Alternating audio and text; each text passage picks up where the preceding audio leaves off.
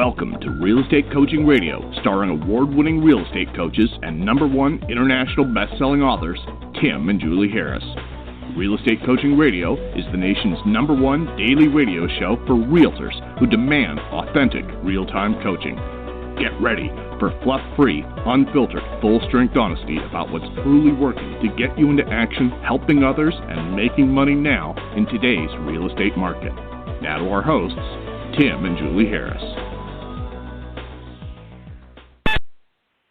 Hello, everyone. I have a great show. Julie and I have a great show for you today. So I went to warn all of you, today's podcast is going to require probably listening to 2 or 3 times, because we're going to be giving you the real drilled-down details that all of you want about the wealth building.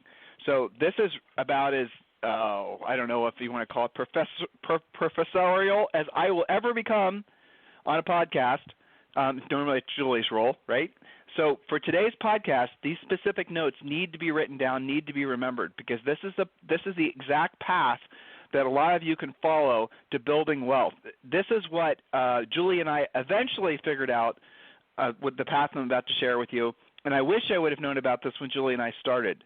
What we're going to share with you is the path that we learned along the way from talking with other people, from reading a lot of books, from, just to sort of we didn't make that many mistakes, because Julie and I, it goes back to a Warren Buffett quote. Warren said Americans like to celebrate the guy or gal who lost it all and came back, and, lost it all and came back. The sort of the comeback story seems to be the thing that most people like in America, but Warren says he likes to celebrate the person that made it all and never lost it. I kind of like that mindset myself. So we've always been very, maybe overly cautious about our own personal path to building wealth. We always knew when we got married, even when we started our business together, our ultimate goal, and Julie, welcome to today's podcast.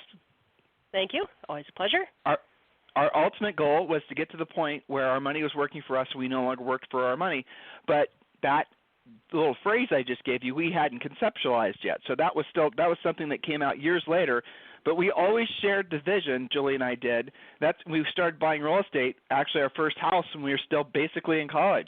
And, that was our path. We wanted to make it so that one day we wouldn't have to work for essentially money anymore. The checks coming in would come passively from paid-off rental properties. We designed a plan. We stuck to it mostly. We, ebbed and flowed. Some years were better, some years were worse. But we did finally accomplish the goal that we set out for ourselves. But I'm going to tell you the path that we chose to accomplish the goal is not the path I would choose today if Julie and I had to do it all over again. Now, some of you are starting on this path, and you're doing it as somebody who's, in your 20s, or maybe you're in your 50s. It doesn't really matter. Everybody wants to get to the same point where your money works for you and you no longer have to work for your money. So what we're going to be doing today is we're going to be getting into the weeds of the specifics, and I'm just going to be giving you information that I'm going to tell you a lot of times just go do your own homework, because I'm not going to meander into the realm of being a financial advisor or being an attorney. But we will tell you how to set everything up based on best practices that we researched. So the punchline to this podcast, and maybe tomorrow's, but probably just today's, the punchline is going to be that we ended our last Harris Rules book, the one that came out a couple of years ago, with essentially what I'm about to present to you, but the new Harris Rules book comes out in June. The old Harris Rules book, for those of you who want to buy it, is no longer for sale on Amazon. The red book is pulled off the market because the publisher of the new book didn't want us to have both books for sale at the same time, so we respected their wishes. You want to pre-order the new book because the new book is twice as big, has twice as much content, and I have to say it's probably the thing in our professional lives that I'm most proud of. Even probably, Julie, selling more than 100 houses our first year that we did back in our early 20s. That book probably is going to be more significant and have a positive impact on more people than certainly even that. I mean, that just broke all records that haven't been broke, but, no one's beaten that record since. And we did that basically 20 years ago. No one's done that since, more than 20 years ago. God, don't think about that, Tim. I know. delete. But the book is going to be the thing. I think this green book in particular is the thing that's going to have the most impact on small business owners, on agents, So go to Amazon.com and look for the book that has the green cover, Harris Rules. Amazon still might give you the red cover book. If you click around, you'll find the green cover book. The publisher just put it up fairly recently, and that is officially released on June 4th. I think I'm so flippin' excited about that. It's going to be awesome. Now, the thing I'm really, really excited about, it happens in 2 weeks. And in 2 weeks, we have an event that's taking place in our hometown, well, our now hometown, our chosen hometown of Georgetown, Texas. And we're thrilled to have the event sponsored by Mellow Home and EXP, which means, and write this down, remember I told you you're going to be taking notes from today's podcast, that you can actually go for free. But you have to claim one of the tickets, and you have to do it fast. So here it is. I'm going to tell you what to do. Pay attention. Text the word EXP event, no spaces, EXPEVENT, EXP event. Text that word to 31996. You're going to be sent a link to the website. I want you to scan to see who the speakers are. We have some fantastic speakers at this event. We have Chris Heller, the former CEO of Keller Williams. We have Sean Kokoska. We have Brent Gove. We had just a whole host of some of our favorite people in real estate are going to be presenting at this event. The event itself is probably, we're going to limit the size of it. I think we probably have 20 seats left, 20 tickets left to give away basically. But if you use the word Harris at checkout, HARRIS, we will give you a ticket for free. Thank you, sponsors. So text the word EXP event to 31996. And at checkout, just put in the word Harris. It might have to be all caps, but I don't think it matters. If it does, just test it both ways. And then the ticket is free, and we get to meet you. And that's taking place in 2 weeks. So definitely want to attend the event. It's going to be a lot of fun. It's so amazing. Some of you guys are so silly sometimes when you meet Julie and I for the first time. Julie and I were we had spoke on a cruise ship. This was a long time ago. Well, 6 years ago. And so we're on this cruise ship. We got paid to, be the keynotes for this. It was a group of agents that were all specializing in a specific niche of real estate. It doesn't matter. And they wanted us to speak. And they offered to pay for the cruise and the whole thing.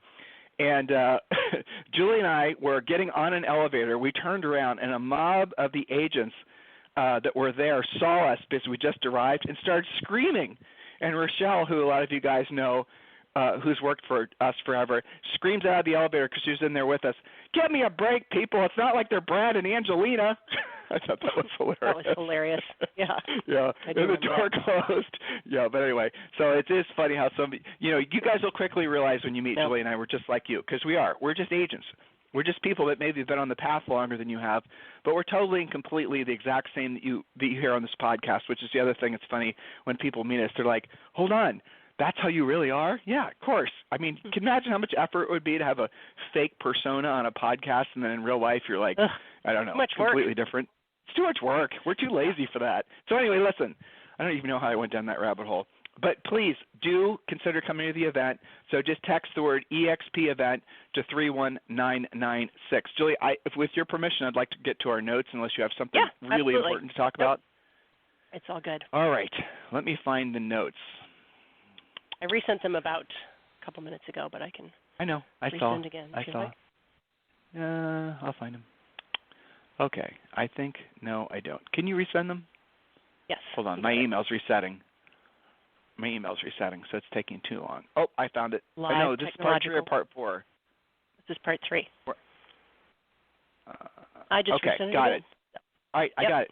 Okay. Now I'd like to skip through the preamble, and I'm going to get right to it. Step number 1. Now, this is going to be something that I'm going to give you guys some details on, but just write all these things down. Step number 1 is pretty obvious. Now, here's the goal. The goal is for you to have enough money coming in every single month that the money coming in from your passive income is enough to cover all your personal overhead. Now, one of the best ways to make it so that you can accomplish that goal faster is not have ridiculous personal overhead. So one of the first things that Julie and I wrote down in these notes is make sure you get as close to debt-free as possible. Now, I'm going to preface that. Now, some people say good debt, bad debt. Good debt being debt that somebody else pays for. That would be like a tenant. I have a tendency to agree with that, but I just want all of you to know that that's risky, because if you have a bunch of rental properties, and then this has happened all the time, Like if you had a bunch of rental properties in Detroit or certain other parts of the, California and places like that, and the housing crash hits, the properties go vacant, and if there's mortgages on them, you're stuck paying the mortgages. So you got to, when you're building income properties and you're adding, if you're taking on debt or leverage, as investors like to say, to purchase those properties, you're going to have to be very, very careful about what you purchase, but I'm going to get to the details of that in a second.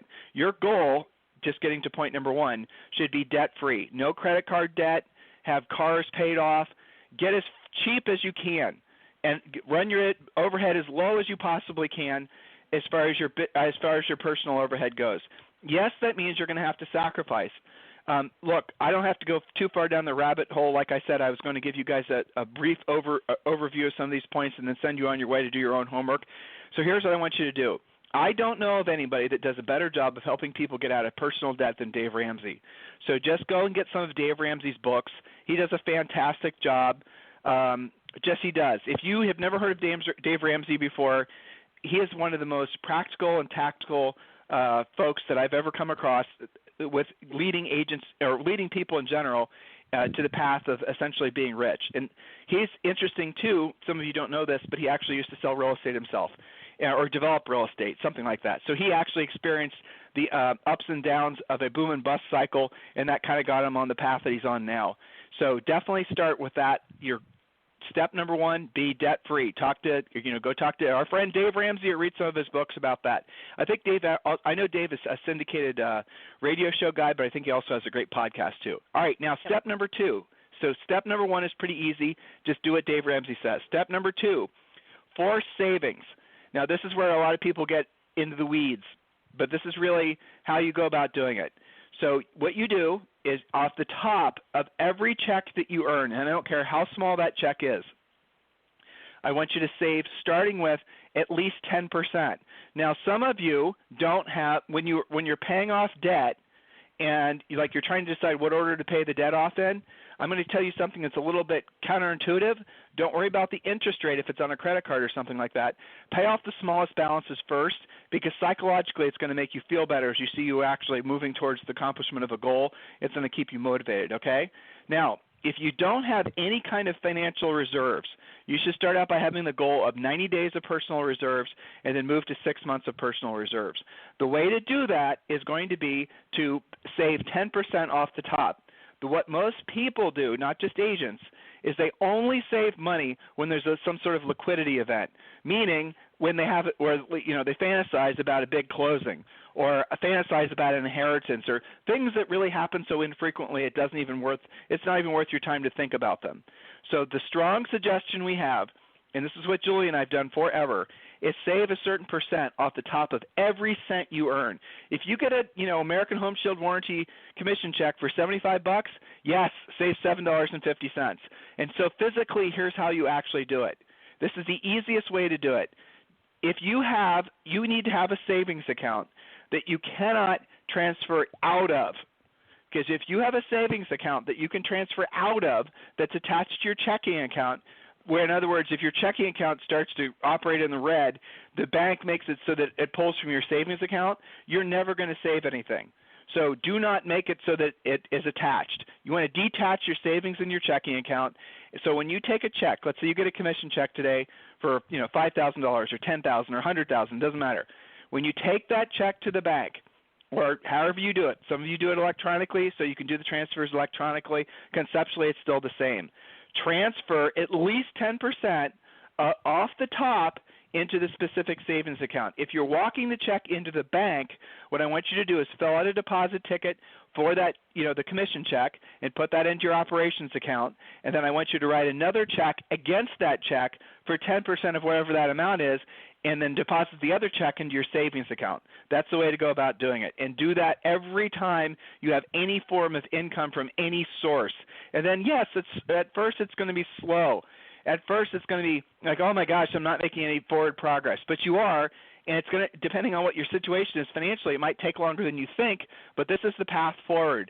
Now, as you get your personal overhead down, because you've paid off debt, And maybe you start thinking hard about, like, here's another little, if depending on what your financial situation is, some of you guys really need to have a coming to Jesus session with money. And the best way to do that is it's a psychological thing, because most people buy things psychologically. In other words, they buy them emotionally. They don't think before they buy.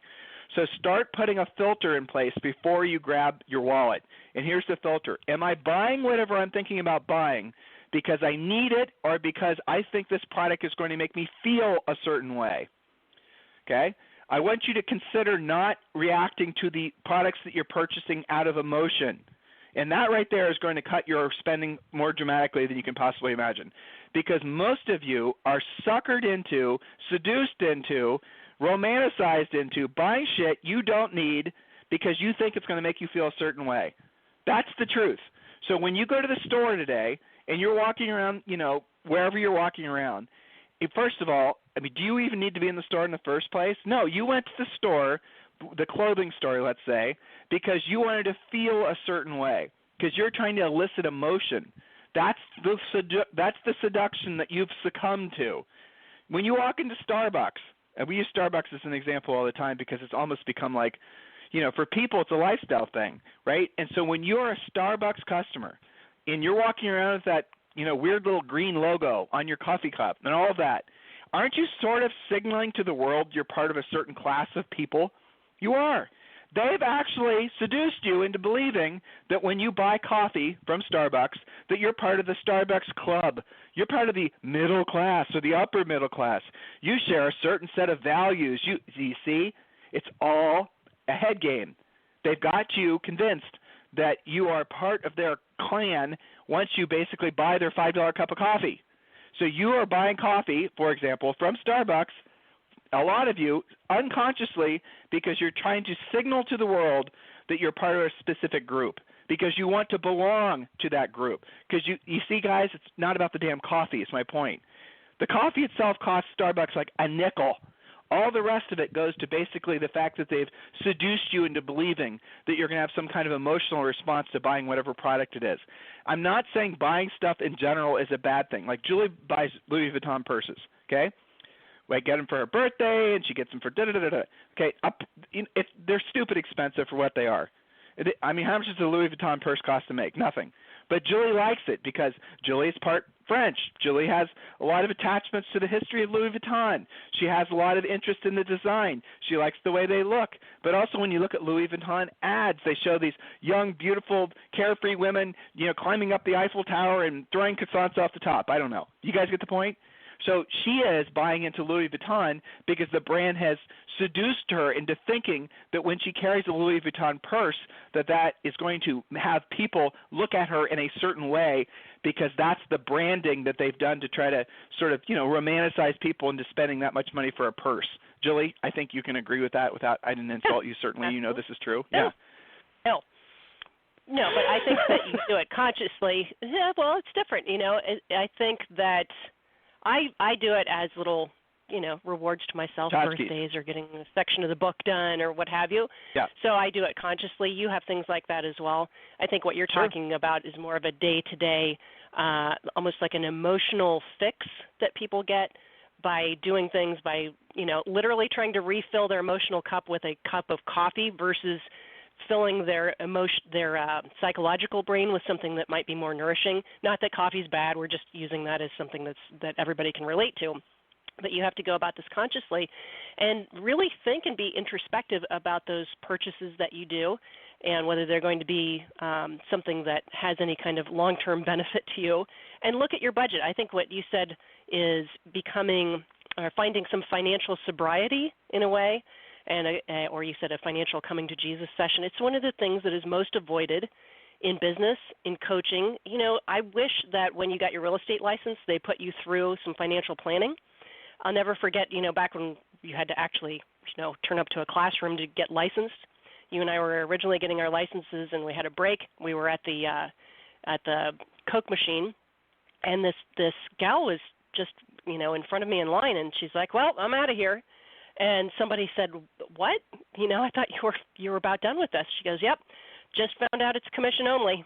didn't know about that. And walked out the door. She didn't know real estate agents are commission only. Yeah. I know. Yeah. This is like a shock to her. So, but starting with that and digging a lot deeper, I think that just the concept of saving 10% alone, just to get the train back on the tracks and reel it back into that, because if you can't do that, the concept of building wealth is not going to be something that you'll ever really deal with, right? You have to at least, yes, get debt-free, but then the 10%.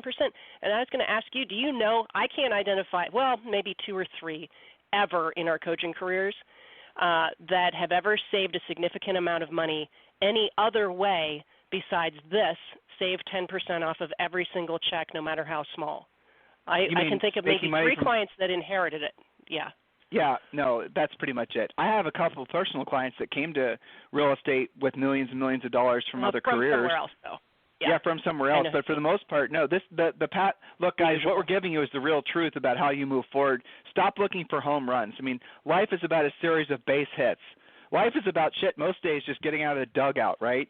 But that's the way to think about it. And so what if you look at saving money, if you look at building wealth as just a series of base hits, it's like Moneyball for those of you who read the book or seen the movie.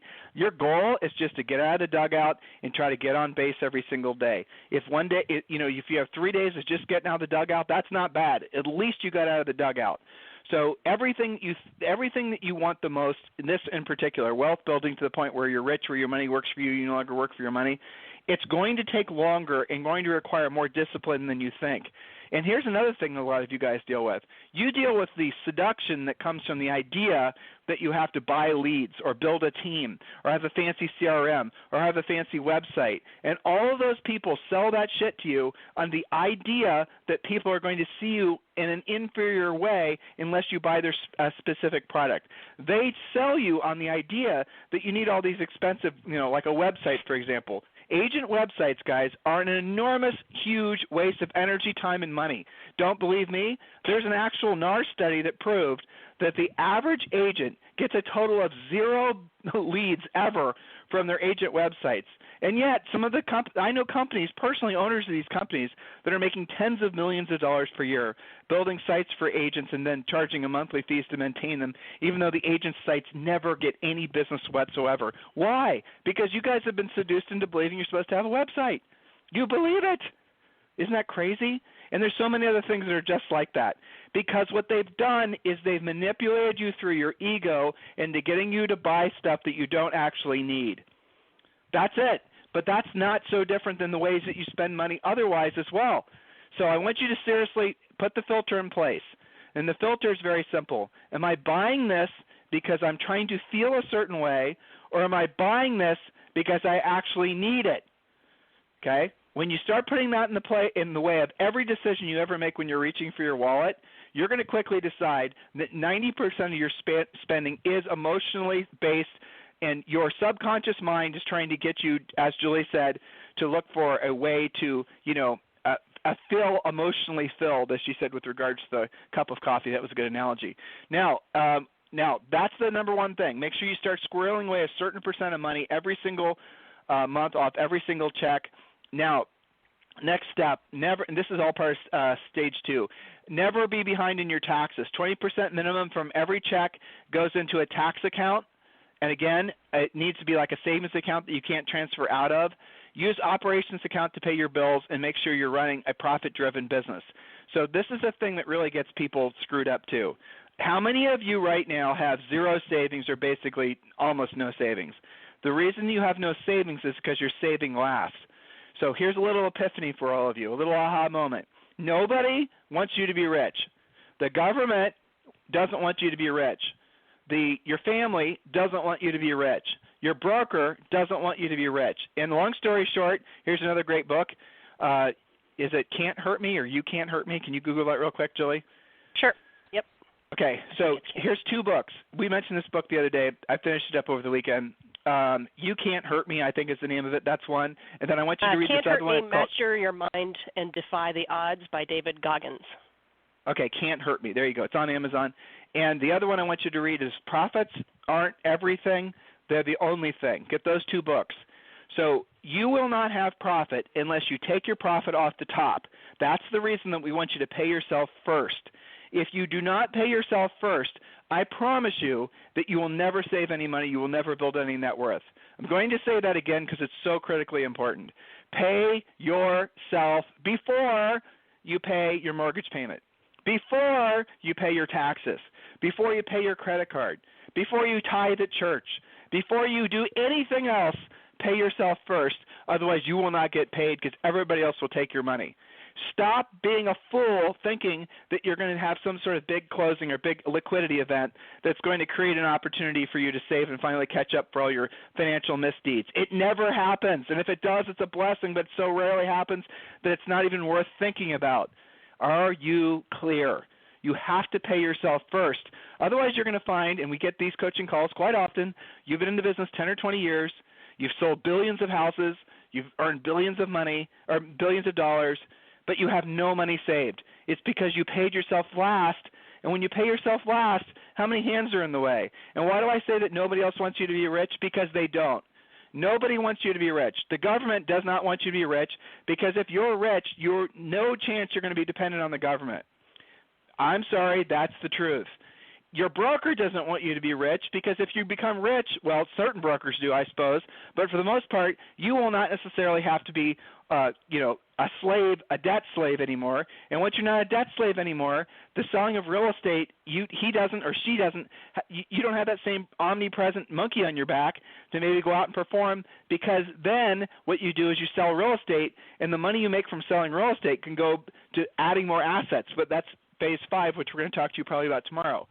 Your family, your friends, your kids probably want you to be rich so you can spend more money on them. I'll give you that. But for the most part, everybody else doesn't want you to change financially. Because if you change financially, if you change physically, if you change spiritually, if you change mentally, if you change because you're trying to improve yourself, you're going to make them feel uncomfortable about themselves. They won't tell you that, but they'll act in such a way that will not be encouraging to you to build wealth. And oftentimes that lack of encouragement is, it comes from the people who are closest to you. You will find in some cases you're going to decide that you want to increase the, financial fortitude of your family, but your spouse is in conflict with it because they're threatened by the idea that there's going to be changes, even if it means there's going to be more abundance. So you need to be consciously aware that some of the strongest headwinds are going to come from the people closest to you. In that particular case, you're going to need to do real goal planning. And the way to do that is have them fill out the real estate treasure map along with you. And remember, we give you the real estate treasure map for free when you text the word Harris, Harris, to 31996. Text the word Harris to 31996. People ask Julie and I often, how is it that you guys have been married for almost 30 years and have always worked together? Well, first of all, it's never been, sometimes it's easy, sometimes it's hard, but that's the nature of life. That's the true answer. But the real answer is because Julie and I have always written down our goals and shared our goals together. We've always been marching in the same direction. And if you have a family and you want to make sure that they're going to be supportive of your goals, you need to make sure everyone's marching in the same direction. One of the things that Julie and I do now with Zoe, she's been to Disney World once, but we'll basically say when Mommy and Daddy and Zoe accomplish these specific goals, and they're all realistic goals, that we'll go to Disney World. And then that keeps everybody on the family on track. You could do the same thing. I mean, maybe you're selling real estate and you feel guilty because you're not spending as much time with your kids or whatever, and let's say your goal is to sell 12 houses or 15 houses. Put a little check mark thing on your refrigerator, and every time you sell a house, you check it off, and then once 15 houses are sold or whatever the goal is, you're going to take the family to Disney World. Everybody can see that you're working towards that particular goal, and they're going to encourage you to work towards that particular goal. Talk about external accountability, folks. I just gave it to you. That's the way to do it. So, look, we obviously didn't get through all of our points, so we're going to pick up where we left off tomorrow, and we're going to roll into – okay, good. We're going to roll into the last 2 points tomorrow. We should be able to get through these. So please make sure you're taking down notes. Read the books that I suggested to you that you read, and get your mind wrapped around the fact that you can be rich. I realize you don't know anybody that is. I realize that you're conflicted with the word rich. I realize that you might live in a part of the country where you're supposed to feel guilty if you have more than other people. I realize that you might live in a part of the country where you are rich already, but you feel poor compared to your neighbors. All this head junk. I'm giving you a very clear goal. Your goal is to make it so that you have enough money passively coming in that covers all your personal overhead. That's your goal. That is being rich. Some of you can do it at $5,000 a month. Some of you are going to, some of you can do it for $3,500 a month. Some of you it's going to take $20,000 a month. I had a coaching client that spent on average on her personal family $18,000 a month. That was her average personal. Okay, whatever your number is, know what your number is, and then we're going to walk you through how to go about figuring out how to create enough money that comes in passively. Does not come from your real estate business. It does not come from anything that requires the sweat of your brow. It just comes passively. That's rich, where your money works for you. You no longer have to work for your money. That's as simple as plain spoken and direct and practical and tactical of a way of explaining what wealth is. Because look, how would you feel if when you woke up this morning, you knew for a fact that you had enough money coming in that particular month, and the month after, and the month after, and the month after, and then forward, so that you never have to worry about money again? Chances are, and this is what happens, you wouldn't just become a big lazy sloth. You'd be excited to go out and actually sell real estate, because with the money you made from selling real estate, maybe you add to your wealth accumulation, you increase your monthly overhead, or maybe you don't. Maybe you go buy the car or the boat that you've always wanted. Maybe you go and decide that you're going to take your kids to, who knows where. You guys get the point? That's when you can start actually living this next level life. But the first step is to make it so that you're financially free. And the way to do that is step number one, make it so you have enough money coming in from your passive income, or you have enough money coming in passively from, things that are creating income for you, that you no longer have to worry about satisfying your own personal debt service and, paying the water bill and all that. That shit is done. Now we get to talk about more fun things. You guys get it? That's the goal. So make sure you read those 2 books I told you. If you want to come to the event, it's free. Just text the word EXP event to 31996. And obviously a lot of you are going to want the Real Estate Treasure Map book. That's something that I would strongly suggest you fill that out with your family. Just text the word Harris, Harris, to the same number, which is 31996. If you guys need me for anything, it's tim@timandjulieharris.com or julie@timandjulieharris.com. You guys have a fantastic day. We'll talk with you on the show mañana. This program has been a presentation by Tim and Julie Harris, Real Estate Coaching. For more information on our real estate coaching and training programs, visit our website at timandjulieharris.com. Remember to tune in weekdays at noon for upcoming shows, and until next time, thank you for listening to Real Estate Coaching Radio with Tim and Julie Harris. This podcast is a part of the C-Suite Radio Network. For more top business podcasts, visit c-suiteradio.com.